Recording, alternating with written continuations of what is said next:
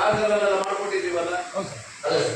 ಅದೇನಿದೆ ಕಾರ್ಗಲ್ಲಲ್ಲಿ ಆ ಊರಿಗೆ ಹೋಗುವಂತ ಬೇರೆ ಪಕ್ಕದ ರಸ್ತೆಗಳನ್ನು ನಾವು ಮಾಡ್ಕೊಟ್ಟಿದ್ದೀವಿ. ಆಯ್ತಾ? ನೀವು ಮಾಡ್ಕೊಳ್ಳೋದು ಸಂಗ್ರಹದ ಹಂತದಲ್ಲಿ ಇನ್ನೊಂದು ಊರು ಇದೆಯಲ್ಲ ಸಿಕ್ಕಿ ಮೇಲೆ ಮಾಡಿ ಮತ್ತು ವಾಟರ್ ಮಾಡಿದ್ವಿ ಸರ್. ಅಂದ್ರೆ ಅಲ್ಲಲ್ಲಿ ನಾವು ಮೋಟರ್ ಆನ್ ಮಾಡಿದ್ರೆ ಅದು ಕಟ್ಟಂತ ಹೋಗುತ್ತೆ ಸರ್. ಅಂದ್ರೆ ಅದಕ್ಕೆ ಬೇಕಾಗಬಾರ್ದು ಪೆಟ್ರೋಲ್ ಅಳವಡಿಸಿದೆ ಸರ್. ಆ ಕಾಮಗಾರಿಗೆ 10 ಲಕ್ಷ ರೂಪಾಯಿ ಖರ್ಚಾಗಿದೆ ಸರ್. ಮತ್ತು ಮೋಟರು ಎಲ್ಲ ಸೇರಿ 10 ಲಕ್ಷ ರೂಪಾಯಿ ಆಗಿದೆ ಸರ್. ಸರ್ ಅದು ಮಾಡಿದ್ರೆ ಯಾರು ಟೆಂಡರ ಏನು ಟೆಂಡರ್ ಇದೆ ಸರ್. ಟೆಂಡರ್ ಮಾಡಿದ್ವಿ ಸರ್.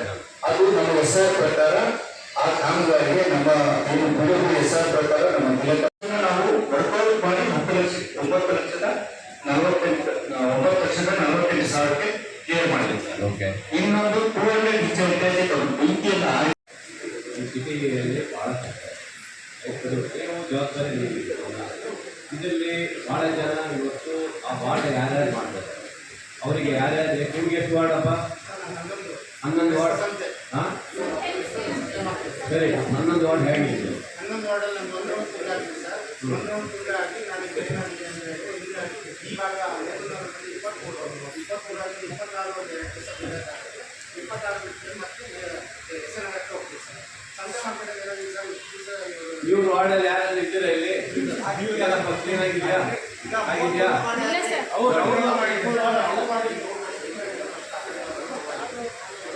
ಒಂದು ಕೆಲಸ ಮಾಡು, ನೀನು ದಿನಕ್ಕೆ ಒಂದೇ ದಿನ ಊಟ ಮಾಡ್ತೀಯಾ? ಅಲ್ಲ, ಬೆಳಿಗ್ಗೆ ತಿಂಡಿ ತಿಂತೀಯ, ಮಧ್ಯಾಹ್ನ ಊಟ ಮಾಡ್ತೀಯ, ಮತ್ತೆ ಸಂಜೆ ಒಂದೆಲ್ಲ ತಿಂಡಿ ತಿಂತೀಯ, ಮತ್ತೆ ರಾತ್ರಿ ಊಟ ಮಾಡ್ತೀವಿ ತಾನೆ? ಹಾಂ, ಒಂದು ವಾರ್ಡಿಂದ ಹಿಂಗೆ ಮಾಡ್ತಾ ಹೋಗ್ಬಿಟ್ರೆ ಆಗುತ್ತೆ? ಅದು ಮಾಡ್ಬೇಕು, ಅದನ್ನ ಮಾಡೋಕ್ಕಾಗೋದಲ್ಲ. ಒಂದು ವಾರ್ಡ್ ಅಲ್ಲ, ಪಕ್ಕದಲ್ಲಿ ಇರುವಂಥದ್ದು ಅಷ್ಟು ಮಾಡ್ಬೇಕು ಹೋಗ್ಬಿಡ್ತೀವಿ. ನನಗೆ ಗೊತ್ತಿಲ್ಲಪ್ಪ ಮದನ್, ಇವ್ರು 11 ವಾರ್ಡ್ ಏನಿದೆ ಏನು ರಿಪೋರ್ಟ್ ಕೊಡ್ಬೇಕು ಸುಮ್ಮನೆ ಇದ್ರು. ಸರಿ, ಪದೇ ಪದೇ ಇಲ್ಲಿ ಅವ್ರ ಮೆಂಬರ್ಸ್ಗಳೆಲ್ಲ ಪಾಪ ನನಗೆ ಫೋನ್ ಮಾಡಿ ನಮ್ಮ ವಾರ್ಡ್ ಬಂದಿಲ್ಲ, ನಮ್ಮ ವಾರ್ಡ್ ಬಂದಿಲ್ಲ. ನಾಗಪ್ಪ ನೋಡ್ರಿ, ನೀವೇನು ವಾರ್ಡ್ ಓಡಾಡಲ್ವಾ? ಓಡಾಡಬೇಕು. ಬೆಳಗ್ಗೆ ನಿಂತ್ಕೊಂಡು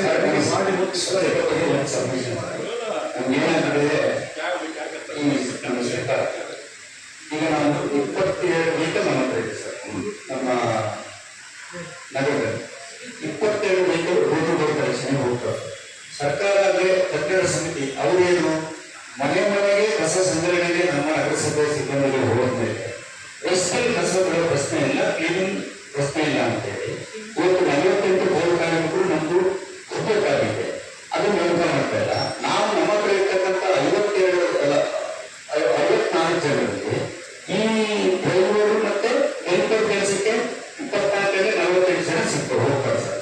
ಇವರು ಕೆಲಸಕ್ಕೆ ಸಿಗೋರು 3 ಪ್ಯಾಕೇಜ್ ಇಂದ 1 ಪ್ಯಾಕೇಜ್ 6 ಜನ 5 ಜನ 15 ಜನ ಉಳಿತಾರೆ ಸರ್. ಅದಕ್ಕಾಗಿ ಏನಿದೆ ಏನು ಇದು ಆಧುನಿಕ ಟ್ರೈನಿಂಗ್ ಯಾವುದು ಕಸಾನ ಹಂಚ್ಕೊಂಡು ಹೋಗೋದು.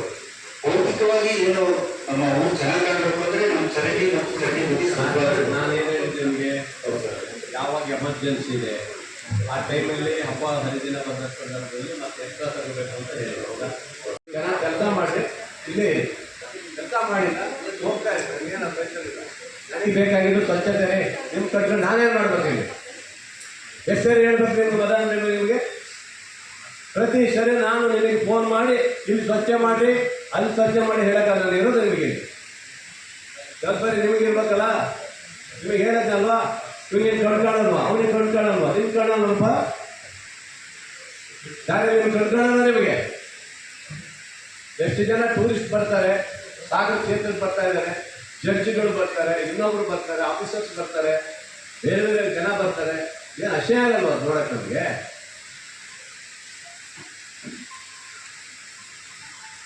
ನಾಗಪ್ಪ, ನೀವು ಅಷ್ಟೇ, ನೀವು ಹೋಗ್ಬೇಕು, ವಾರ್ಡಲ್ಲಿ ಹೋಗ್ಬೇಕು. ಕಮಿಷನರ್ ಆಗಿ ಬೆಳಗ್ಗೆ ಒಂದೊಂದು 10 ವಾರ್ಡ್ ಮುಗಿಸ್ಬೇಕು, ಒಂದು 4-5 ವಾರ್ಡ್ ನಿಂತ್ಕೋಬೇಕು. ಮಾರ್ನಿಂಗ್ 4-5 ವಾರ್ಡ್ ಇರಬೇಕು. ಬೆಳಗ್ಗೆ 5 ಗಂಟೆಗೆ ಹೋಗ್ಬಿಟ್ಟು ಆರಾಮಾಗಿ 8 ಗಂಟೆವರೆಗೆ ಇರಬೇಕು. ಆಮೇಲೆ ಬೇಕಾದ್ರೆ ಆಫೀಸಿಗೆ ಮುಂದೆಲ್ಲ ಬನ್ನಿ.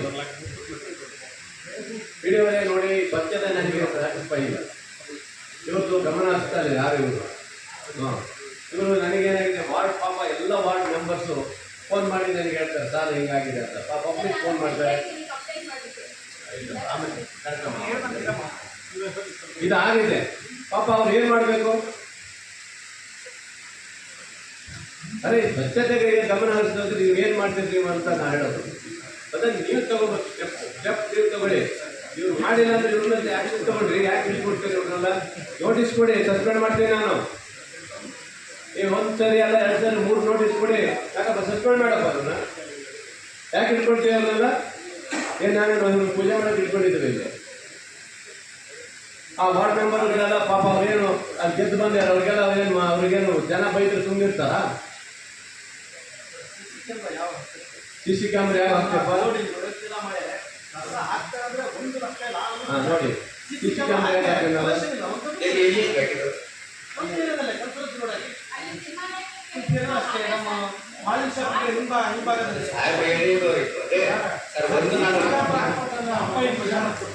ಅಲ್ಲ ಮಾಡಿ ಕಸ ಎಷ್ಟು ಬಿಡ್ತಾ ಇದೆ ಕಸ ಹಾಕಿದಪ್ಪ ನಾನು ಹಾಂ ಒಂದು ವಿಧ ಜನ ತಗೊಳ್ಳಿಕ್ಕೆ ಅವಕಾಶ ಇದೆ ಸರ್. ಇದನ್ನ DC-ಗೂ ಕೊಟ್ಟಿದ್ದೀವಿ ಸರ್. ಈಗ ನೀವು ಕೂಡ ಒಂದು ಲೆಟರ್ ಕೊಡ್ತಾ ಇದ್ದೀವಿ ಸರ್. ಈ ಒಂದು ಜನನ ತಗೊಳ್ಳೋಕೆ ನೀವು ಕೂಡ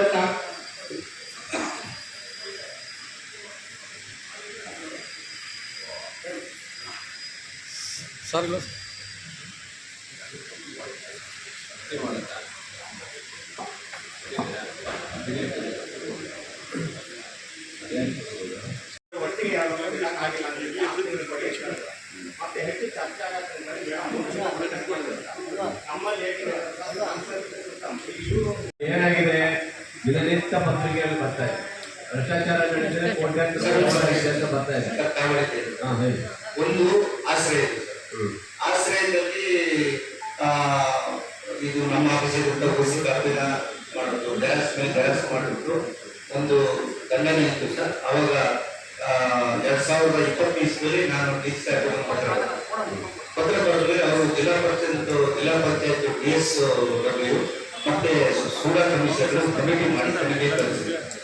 ಅವರು ಬಂದು ಎಲ್ಲ ತನಿಖೆ ಮಾಡಿದ್ರು, ನಮ್ಮ ದಾಖಲೆ ಮತ್ತು ಇದೆಲ್ಲ ಮಾಡಿಬಿಟ್ಟು ಅವರು ಇದು ಉನ್ನತ ಮಟ್ಟದ ತನಿಖೆಯ ಅವಶ್ಯಕತೆ ಇದೆ ಅಂತ ಹೇಳ್ಬಿಟ್ಟು ಒಂದು ರಿಪೋರ್ಟ್ ಅವರು ತನಿಖೆಯನ್ನು ಕಂಪ್ಲೀಟ್ ಮಾಡಿದ್ರು. ಅಷ್ಟು ಮೇಲೆ ಜಿಲ್ಲಾಧಿಕಾರಿಗಳು ಏನ್ ಮಾಡಿದ್ರು, ಇದು ತನಿಖೆ ಮತ್ತು ಹೆಚ್ಚುವರಿ ದಿನಗಳಾಗಿರೋದ್ರಿಂದ ಈಗಾಗಲೇ ನೀವೇನು ಆಶ್ರಯದಲ್ಲಿ ಮುಂಚಿನ ಇಲ್ಲಿ ಯುವಕರಲ್ಲಿ ಹಕ್ಕುಪತ್ರ ಹಂಚಿದ್ರಿ, ಅದು ಯಾವುದೇ ಟ್ರಾನ್ಸಾಕ್ಷನ್ ಇನ್ನೊಂದನ್ನು ಮಾಡಬಾರದು ಅಂತ ಒಂದು ಆದೇಶ ಕೊಡ್ತಾರೆ ಸರ್.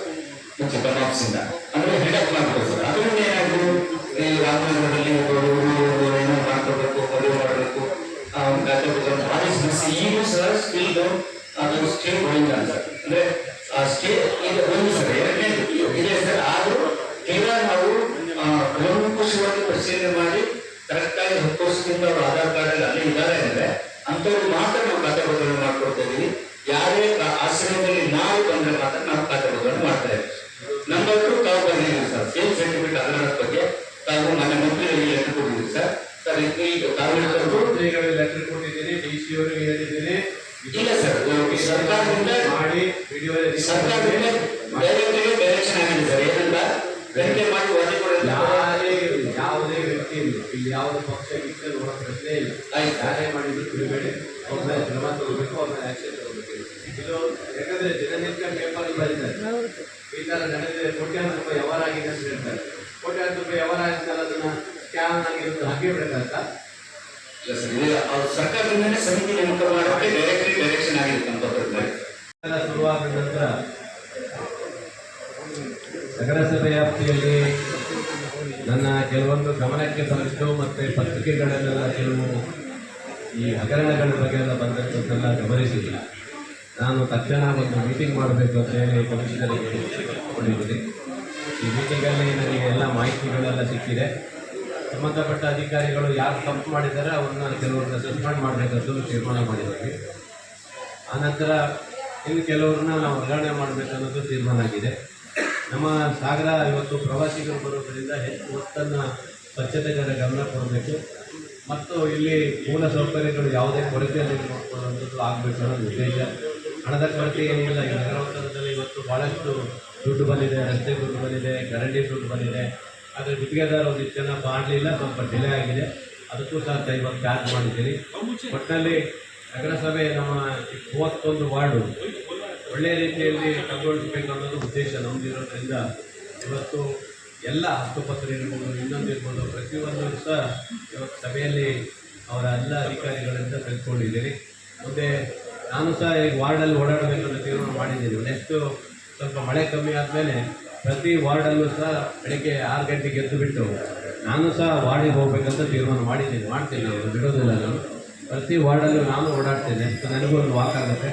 ಯಾಕಂದರೆ ದಿನನಿತ್ಯ ಜನರು ನೋಡಿದ್ದಾನೆ ಆಗುತ್ತೆ, ಅದರಿಂದ ಒಂದಿಷ್ಟು ಪಬ್ಲಿಕ್ ಒಪಿನಿಯನ್ ತೊಗೊಳ್ಳೋಕ್ಕೂ ಅನುಕೂಲ ಆಗುತ್ತೆ. ನಾನೇ ಹೋಗ್ತೀನಿ ವಾರ್ಡಿಗೆ ಹೋಗ್ಬಿಟ್ಟು ಒಪಿನಿಯನ್ ತೊಗೊಳ್ತಾ ಇದ್ದೀನಿ. ಮತ್ತು ಎಲ್ಲ ಅಧಿಕಾರಿಗಳಿಗೆ ಎಚ್ಚರಿಕೆ ಕೊಟ್ಟಿದ್ದೀನಿ. ಪಿ ಡಿ ಅವರು ಹೇಳಿದ್ದಾರೆ, ಅವರಿಗೂ ಗಮನ ಕೊಟ್ಟಿದ್ದೀನಿ, ಕಮಿಷನರಿಗೂ ಕೊಟ್ಟಿದ್ದೀನಿ. ಒಟ್ಟಿನಲ್ಲಿ ಸಾಗರ ಕ್ಷೇತ್ರದ ಈ ಒಂದು ನಗರಸಭೆ 31 ವಾರ್ಡಲ್ಲಿ ಈಗ ಅಧ್ಯಕ್ಷರು, ಉಪಾಧ್ಯಕ್ಷರು ಅವರು ಇದ್ದಾರೆ. ಅವರು ಸ್ವಲ್ಪ ಓಡಾಡಿ ಕೆಲಸ ಮಾಡ್ತಾರೆ. ಜೊತೆಗೆ ಅಧಿಕಾರಿಗಳಿಗೆ ಎಚ್ಚರಿಕೆ ಕೊಟ್ಟಿದ್ದೀನಿ. ಕೆಲಸ ಆಗಬೇಕಷ್ಟೇ. ವಾರ್ಡಲ್ಲಿ ಯಾವುದೇ ಕಂಪ್ಲೇಂಟ್ ಬರ್ಬೋದು, ಏನು ತೊಂದರೆ ಆಗಬಾರ್ದು, ಸಾರ್ವಜನಿಕರಿಗೆ ಒಳ್ಳೆಯದಾಗಬೇಕು. ಮತ್ತು ಪರಿಹಾರ ಅದಕ್ಕೆ ಗೈಡ್ಲೈನ್ಸ್ ಇದೆ ಅಂತ ನಾಗಪ್ಪನವರು ಅದು ಗೈಡ್ಲೈನ್ಸ್ ಬಂದಿದೆ. ಅದಕ್ಕೂ ಸಹ 3 ದಿವಸದಲ್ಲಿ ಎಲ್ಲ ನೊಂದ ಜನರಿಗೆ, ಪಾಪ ಬಡವರಿಗೆ ನಾನು ಆಗಲೇ ಕೈಯಿಂದ ಕೊಟ್ಟಿದ್ದೀನಿ. ನಾನು ಅವರಿಗೆಲ್ಲ 5,000, 8,000, 10,000 ಕೈಯಿಂದ ಕೊಟ್ಟಿದ್ದೀನಿ. ಆದರೆ ನೊಂದ ಜನರಿಗೆ ನಾನು ಮೊದಲ ನಮ್ಮದು ಆದ್ಯತೆ ನೊಂದ ಜನರನ್ನು ನೋಡೋದು. ಮೊದಲು ಅವ್ರಿಗೇನಾದ್ರು ಕೊಟ್ಟಿಲ್ಲ ಅಂದರೆ ಸಿಟ್ಟು ಬಂದುಬಿಡ್ತದೆ ನನಗೆ. ಅದು ಭಾಳ ಕೋಪ ಬರುತ್ತೆ ನನಗೆ. ಅದು ಆಗಬೇಕು. ಯಾಕಂದರೆ ಅಂಥ ಜನರಿಗೆ ಮೊದಲ ಆದ್ಯತೆ ಕೊಡಬೇಕು. ಅದು ಕೊಟ್ಟಿಲ್ಲ. ಅದಕ್ಕೆ ಮೊನ್ನೆ ಮೀಟಿಂಗಲ್ಲಿ ಹೇಳಿದೆ, ಗೈಡ್ಲೈನ್ಸ್ ತರಿಸಿದ ಮೇಲೆ ನಾಗಪ್ಪ ಹೋಗಿ ಅಂತ ಹೇಳಿದರೆ ಮುಗಿಸಲ್ಲ, ಅದನ್ನು ಕೊಡ್ತೀವಿ. ಯಾವುದೇ ಸಮಸ್ಯೆ ಬಂದ್ಬಿಟ್ಟು ಯಾವುದೂ ಬಿಡೋಕ್ಕಾಗಲ್ಲ. ಈಗ ಉದಾಹರಣೆ ಎಲ್ಲರೂ ತೊಗೊಂಡಿದ್ದೀನಿ, ಯಾವುದೇ ಬಿಟ್ಟಿಲ್ಲ. ಮಳೆ ಆಗಿರ್ಬೋದು, ಆಡಿಟ್ ಆಗದೆ ಇರೋದು 2 ವರ್ಷದಿಂದ ಏನು ಲೆಕ್ಕಪತ್ರ ಕೊಡದೇ ಇರುವಂಥದ್ದು, ಇವೆಲ್ಲ ಸಮಸ್ಯೆನೇ ಬಂದಿದೆ. ಅದನ್ನೆಲ್ಲ ಕ್ರಮ ತೊಗೊಳ್ತಿದ್ದೆ. ಯಾವುದೇ ಅಧಿಕಾರಿ ಬಿಡೋದಿಲ್ಲ ಅಂತ ಹೇಳ್ತಾ ಇದ್ದೀನಿ. ಹಾಗಾಗಿ ಎಲ್ಲವನ್ನು ಬ್ರೀಫ್ ಮಾಡಿದ್ದೀವಿ. ಯಾಕಂದರೆ ಸಾಗರದ ಆಮೇಲೆ ಪತ್ರಕರ್ತರ ಭವನಕ್ಕೂ 15 ದಿವಸದಲ್ಲಿ ಮಾಡಿಕೊಡ್ಬೇಕು. ಇನ್ನೊಂದು ಈ ನೆಕ್ಸ್ಟ್ ಮಂತ್ ಎಂಡಲ್ಲಿ ಅದನ್ನು ಸಹ ಉದ್ಘಾಟನೆ ಮಾಡಬೇಕು ಅನ್ನೋದು ಸಹ ವಾರ್ನಿಂಗ್ ಮಾಡಿದ್ದಾರೆ. ಅದನ್ನು ಬಿಟ್ಟಿಲ್ಲ. ಅಂದರೆ ಸಾರ್ವಜನಿಕರಿಗೆ ಯಾವುದೇ ತೊಂದರೆ ಆಗದ ರೀತಿಯಲ್ಲಿ ನಡ್ಕೊಂಡು ಹೋಗಬೇಕು ಅನ್ನೋದು ಈ ನಗರಸಭೆಯ ಎಲ್ಲ ಅಧಿಕಾರಿಗಳಿಗೆ ಕರೆದು ವಾರ್ನಿಂಗ್ ಮಾಡಿದ್ದಾರೆ.